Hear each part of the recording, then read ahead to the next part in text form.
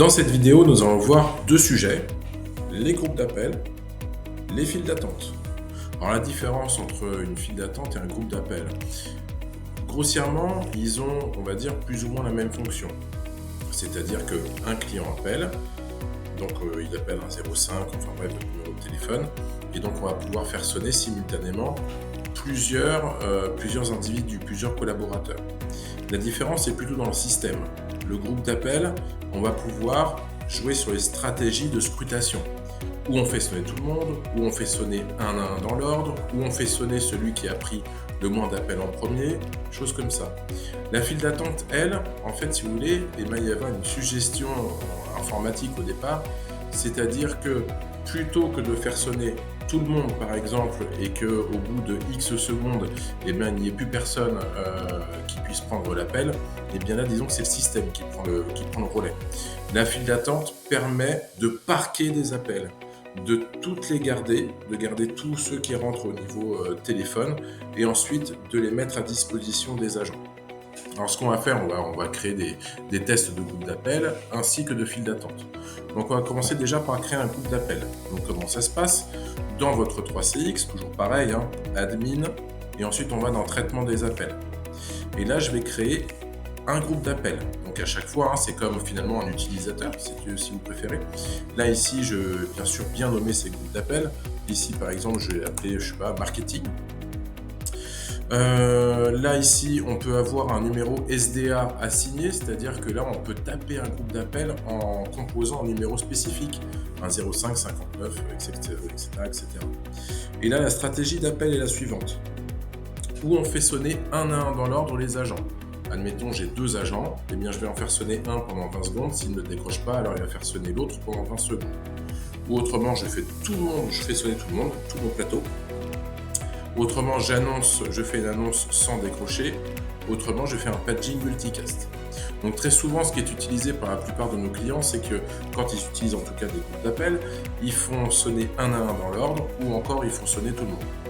Donc nous, on va faire sonner un à un dans l'ordre dans l'exemple. Ensuite ici, on peut jouer avec les départements, ça on y viendra dans une prochaine vidéo. Donc si c'est le département marketing, si c'est carrément, s'ils font partie des utilisateurs de tout le groupe entier, des sales, du support et encore tous les départements que vous aurez justement créés. Ensuite, destination. Eh bien, si la destination de non-réponse, j'ai créé un département, un groupe d'appel marketing, qu'est-ce qui se passe si personne ne décroche? Eh bien, où je fais terminer l'appel, alors là c'est un petit peu sec, c'est-à-dire que j'appelle, j'attends, et puis j'ai personne, boum, ça me raccroche au nez. Ou alors, ce que je peux faire, je peux transférer à un autre groupe d'appel, par exemple un groupe d'appel de débordement.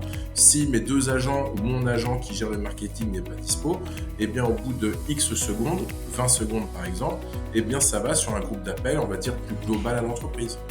Ou autrement, je fais appel à un répondeur numérique. Lui, c'est quoi? Eh bien, c'est une gestion informatique. C'est le système qui va dire « Ok, mon répondeur numérique est absence, par exemple, parce que je l'aurais nommé comme ça. » Eh bien, ça va jouer un fichier son. Par exemple, désolé, tous nos agents sont à ligne. Merci de réitérer votre appel ultérieurement ou de nous laisser un mail à @1.1.fr, par exemple. Ou alors, je renvoie ça sur une file d'attente. Ou autrement, j'ai créé un script de traitement des appels, ou autrement, je transfère vers un numéro externe qui ne fait pas partie de votre système 3CX. Et je fais pareil, quand le bureau est fermé, on route vers, donc des utilisateurs, des boîtes vocales, des groupes d'appels, etc. Pendant les pauses, parce qu'il y a une gestion de pause en 3CX, on route vers. Autrement, quand c'est un jour férié, qu'est-ce qu'on fait? Ensuite, une fois que j'ai créé mon groupe d'appel, il faut que j'y ajoute des agents dedans. Donc là, je vais faire utilisateur, ajouter un utilisateur, et ici, je vais aller chercher, par exemple, là, mon utilisateur test, tout simplement. Je clique sur sauvegarder. Et ainsi, donc normalement, il est ici, marketing, j'ai créé un groupe d'appel avec dedans un utilisateur. Maintenant, on va passer à la gestion de la file d'attente. Pareil, c'est tout aussi simple. Je clique sur ajouter une file d'attente. Donc là, je vais l'appeler file de test, voilà, entre parenthèses, marketing, pour être dans le même sujet. Donc pareil, je peux attribuer un numéro de ligne directe qui va faire sonner toute cette file d'attente là. Stratégie de scrutation, Donc là, ici, je vais avoir un petit peu plus d'options. Je peux faire sonner tout le monde, je fais un à un au hasard, un round robin. Ici, temps d'attente le plus long, temps de parole le plus court, agent avec le moins d'appels répondus, 3 agents au hasard. Bref, là, c'est intéressant lorsque vous commencez à avoir un plateau, quand je dis un plateau technique, en tout cas une hotline avec plus de 3 utilisateurs, de pouvoir jouer justement avec toutes ces stratégies de scrutation.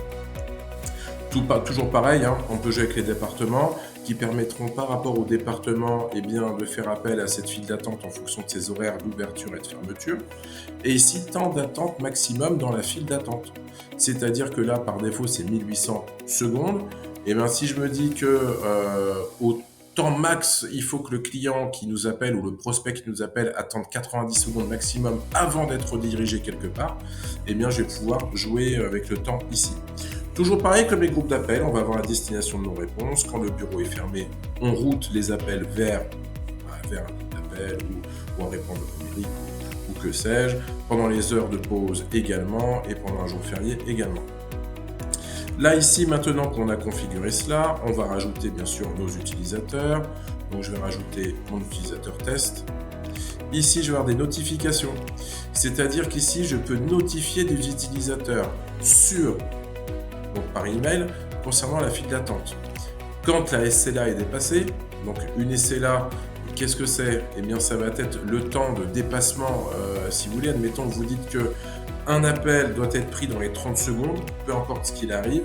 Si au bout de 31 secondes, l'appel n'est toujours pas pris, vous recevez une notification en disant « Ah, attention, là, on a une SLA dépassée. » Donc, au niveau de la qualité et de l'expérience client en interne de votre entreprise, au niveau GTR, SLA, KPI, etc., eh bien là, vous allez pouvoir être notifié.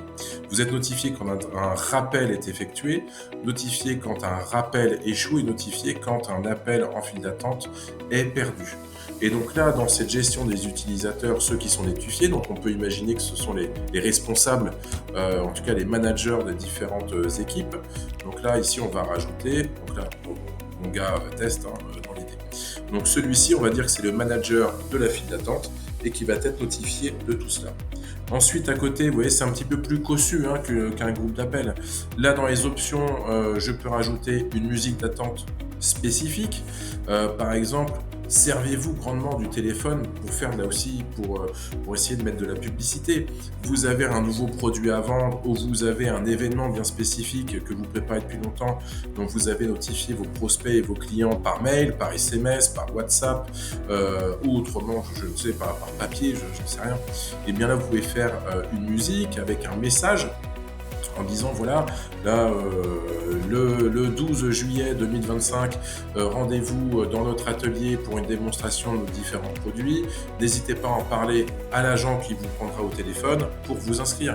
Par exemple, ou autrement, vous poussez comme ça des informations dans votre attente téléphonique pour pas que l'attente reste une attente. Il faut que l'attente aussi parle à l'utilisateur, qui lui donne des informations. Comment joindre le support, comment joindre les commerciaux, enfin... Bref, en tout cas, ce que vous souhaitez. Ensuite, ici, donc musique d'attente, on peut jouer une directive d'introduction avant que ça fasse appel aux agents, que ça fasse sonner leur poste. Vous pouvez dire, voilà, on a, je sais pas, mettre un autre message, une directive d'intro. Bonjour et bienvenue. Patientez, merci de patienter. Les agents vont vous prendre dans quelques minutes, par exemple. On peut également annoncer la position dans la file d'attente à l'appelant. Ça, tout le monde est déjà tombé là-dessus quand on appelle un service. Vous êtes numéro 3 dans la file. Vous êtes numéro 2 dans la file. Je trouve ça très sécure, puisque en fait, l'utilisateur qui est en ligne, qui attend, il se dit « Ok, bah voilà, ça va bientôt être à mon tour ». C'est comme prendre un ticket à la boucherie, finalement.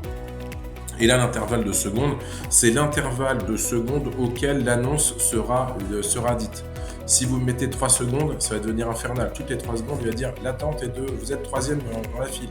Vous êtes 3e dans la file. Il va répéter sans arrêt. Alors nous, on a l'habitude pour les utilisateurs, nos clients, de mettre plutôt 20 secondes. 20 secondes, c'est pas mal. Ensuite, ici, on va avoir le 3CX Talk. Ça se rajoute dans la signature de votre email directement. Ça permettant aux personnes, vos clients, vos prospects, de vous appeler en un clic de souris, tout simplement. Et enfin ici, la fonction avancée, grâce au fil d'attente, on va pouvoir permettre des rappels. C'est-à-dire que, admettons, je suis le client, on me dit, vous êtes en place 8 de votre fil d'attente. 8, je me dis, oh, c'est une tanasse, il y en a peut-être pour 5-10 minutes. Et bien dans ces cas-là, vous avez l'option de dire, si vous ne souhaitez pas patienter, appuyez sur la touche 2 de votre clavier, et ainsi, le prochain agent disponible, eh bien, vous rappellera automatiquement. L'agent Toto raccroche, automatiquement, il a un rappel qui se fait. Donc l'agent va décrocher et ça va composer le numéro de téléphone. Vous gagnez un petit gain là-dessus. Vous pouvez également enregistrer les appels ici. Voilà. Alors attention, hein, bien dire par un message vocal que voilà, pour des soucis de qualité, nous vous rappelons que l'appel peut être enregistré. Si vous souhaitez ne pas être enregistré, tapez la touche 3 de votre clavier ou en l'occurrence l'inverse. Mais il ne faut pas oublier de le notifier. Hein. Légalement, c'est ultra important. Ensuite ici, une assignation du chat. C'est-à-dire que c'est une assignation automatique de chat qui est assignée au premier agent qui va répondre, hein, tout simplement, puisqu'il a aussi, dans le 3C, vous avez la possibilité de mettre du chat to talk là-dessus. Voilà, vous pouvez réinitialiser les statistiques d'appel pour cette file d'attente-là, donc quotidiennement. Alors moi, personnellement, j'aime bien mettre ici quotidiennement, donc tous les matins, mais à 7h15 le matin. Comme ça, quand j'arrive à 7h30, tout s'est remis à zéro et je repars sur une page blanche pour la journée. Cela dit, cela ne signifie pas qu'il va tout supprimer au niveau des stades d'appel. C'est-à-dire que lui, dans son système, il garde tout ce qui s'est passé dans le côté antérieur. Là, c'est bien, en fait, ça va nous servir. Alors, attendez, je vais vous montrer. Donc là, j'ai sauvegardé. Ça va nous servir, par exemple, de me dire ici, dans mon panneau, voilà. Là, je vais prendre par exemple le support technique. Voilà, ici. Donc, par exemple, là, eh bien, tout en bas, vous avez des appels en attente en temps réel, des appels traités, appels abandonnés, l'attente la plus longue, etc. Et en fait, c'est ces données-là qui va réinitialiser, si vous préférez, eh bien, tous les matins à 7h15, en tout cas, dans mon cas. Je reviens dans la partie admin, traitement des appels. Voilà, comment le retrouver.